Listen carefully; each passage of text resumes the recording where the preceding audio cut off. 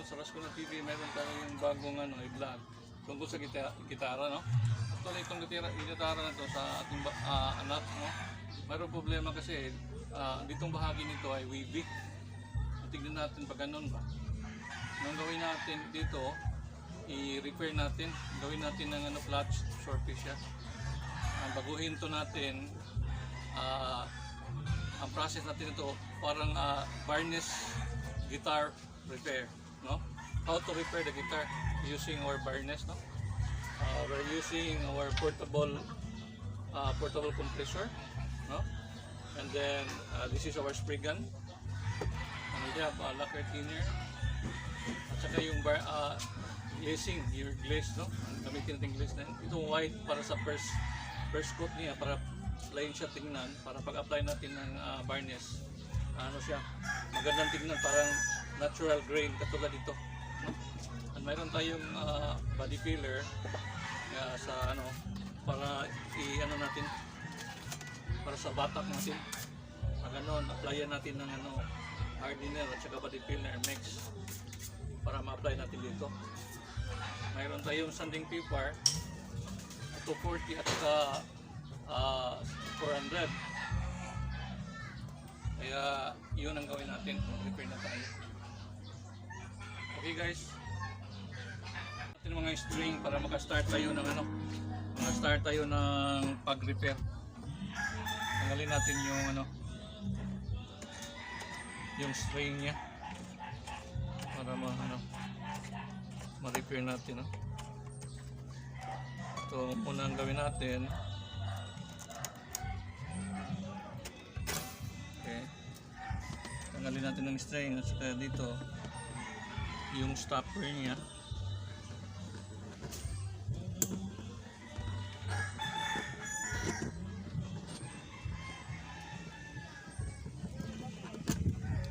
Okay, pasok natin ito para safety. Ang gawin natin, i-roll natin yung spring para string para naman magamit sa susunod, no? Sa totoo lang, maano pa to, okay pa to eh.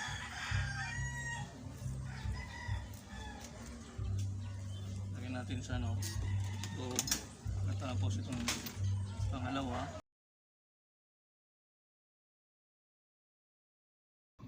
Next step na gawin natin ito, kunin natin ang sticker para maka-start tayo ng sanding.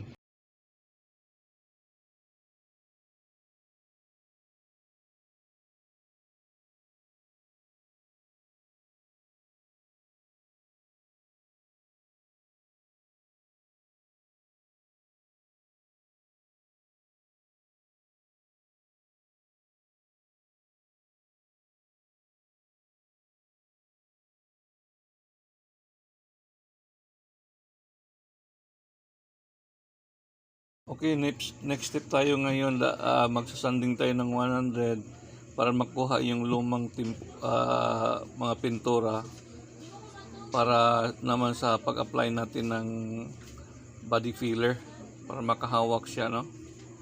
Ito yung kalalabasan. Pagkatapos lalagyan natin ang crack ng shoes glue para naman niya ma-maintain na yung yung joint niya. Okay, pagkatapos sasandingin natin para ma-level. Pagkatapos mag-apply tayo ng body filler, mix natin ng ENB at saka hardener, body filler at hardener, mix natin ng maigi.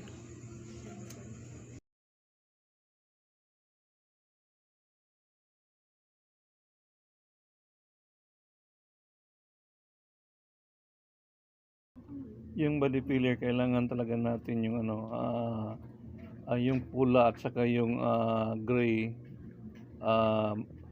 Sa ating pagmi-mix, kailangan talagang even talaga para maganda ang kapit, no? Ito na ang pag-apply na natin, no? Para pag level sa yung naka-curve kasi yung gitara natin, kaya i-repair natin. Ang problema nito,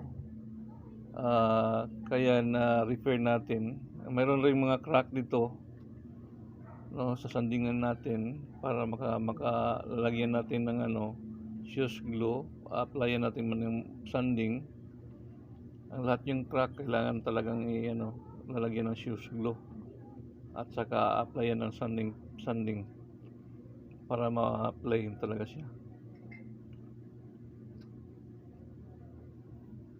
Katapos sa backside niya, lalagyan natin ng shoe glue at sasandingin again.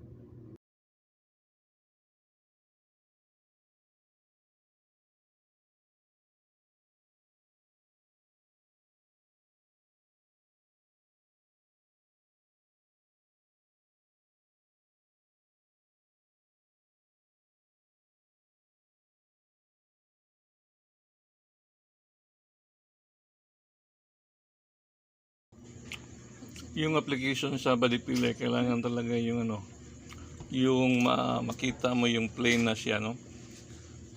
First application niya at saka second application, hindi yan masyadong plain, kaya ang gawin, mag-mix ka na naman ng body filler hanggat hindi pa siya level. Kailangan talagang i-check talaga, i-apply talaga until ma-level na siya.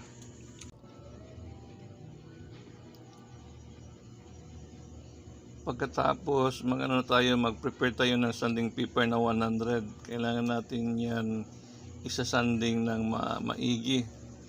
Kapag hindi siya flat, yan ang marking sa ng pangit na boses sa gitara. Kailangan natin i-maintain yung flatness surface. Tingnan talaga natin yung para yung sound niya, gagamitin natin ng wooden block at saka yung sanding paper magandang pakinggan.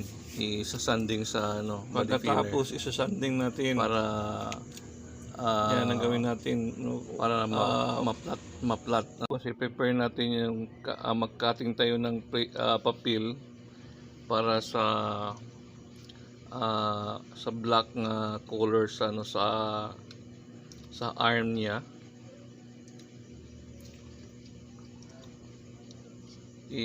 I-masking tape natin na maigi para yung black color hindi malalagyan ng ibang color sa pintura. Dahil ang gawin natin dito i-spray natin to ng first coat, yung light color. Ito yung mix na pintura para i-apply, i-spray natin sa gitara.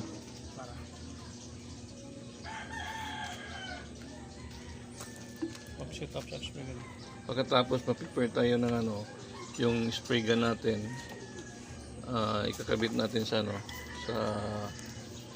sa compressor para makastart tayo na mag-spray.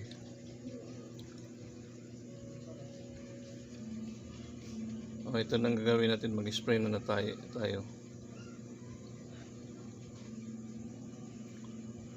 Kailangan guys talaga yung pag-spray, hindi masyadong malayo yung pag-spray mo. Kailangan talagang mayroong distance, kailangan mga 12 inches distance para talagang application magandang even talaga, magandang tignan, no? Side by side at saka yung sa front view at saka sa side at sa back side, kailangan i-check mo. Katapos patuyuin natin ng dalawang oras para ma-applyan natin ng glazing. Ito ng glazing, no? Kailangan yung glazing talagang ipantay natin, no? First, makita natin yung light glazing ang lumabas. Talagang tignan niyo ng maigi yung balance na application para makita yung magandang grain, wood grain, para magandang tignan.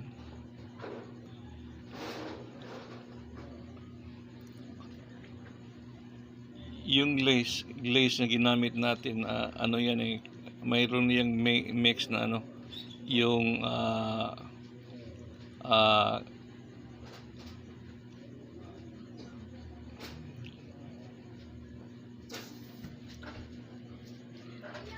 mayroong mix na gas, glazing at saka gas.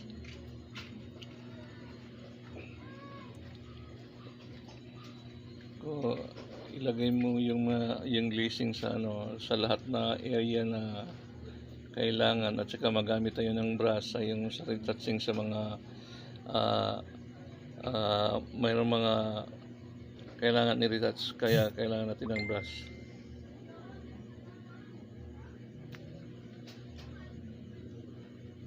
Talagang nagalingan natin pag maigi yung application sa grain direction niya sa wood grain, para tignan, para talagang tunay na kahoy.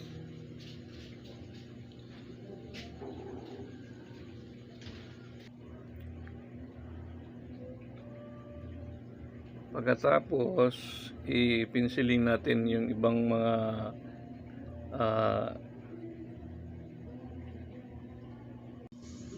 yung ibang sulok sa kailangan na talagang i-apply natin ang glaze. Tignan natin ang yung application sa glaze kailangan talaga yung straight grain, pwede lang parang cathedral na grain, wood grain. Ito yung first application sa glaze. Pagkatapos nito, kailangan natin, kung matuyo na matuyo na siya, another application na tayo. Matuyo lang ng 15 minutes. Next application natin, i-spray natin to ng top coat.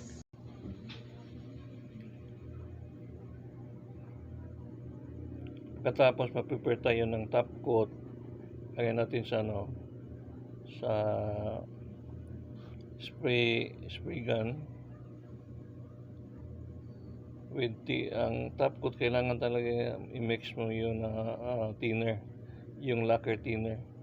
Ihalo mo ng maigi para even yung mixture niya.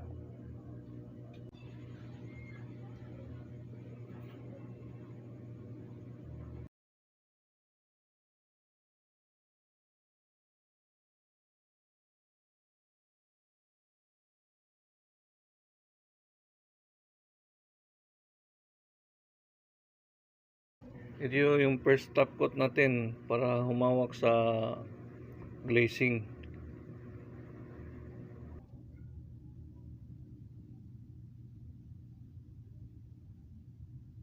First application of top coat. Check muna yung yung hangin. Okay, start na tayo.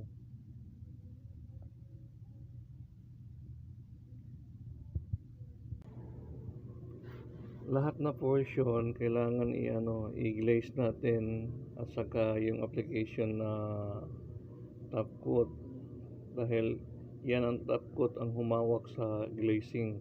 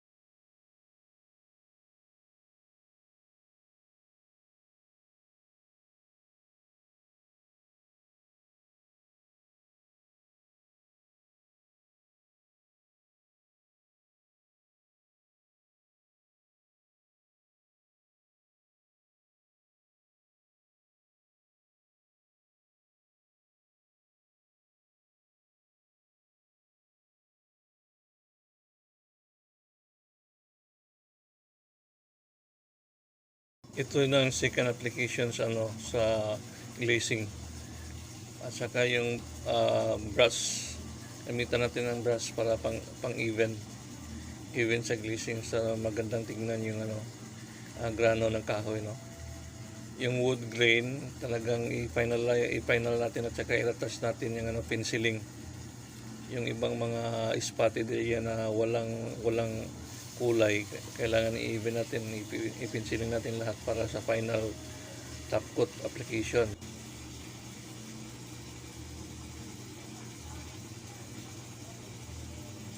Ito na sa pencilin din, nagtulong-tulong kami sa kapatid ko, si Alvin, yung master sprayman natin. Ito na ang kalabasan. Makita natin yung final spray and then final product that na nagawa natin, yung guitar na naging bago na, iba ng color, ibang anyo.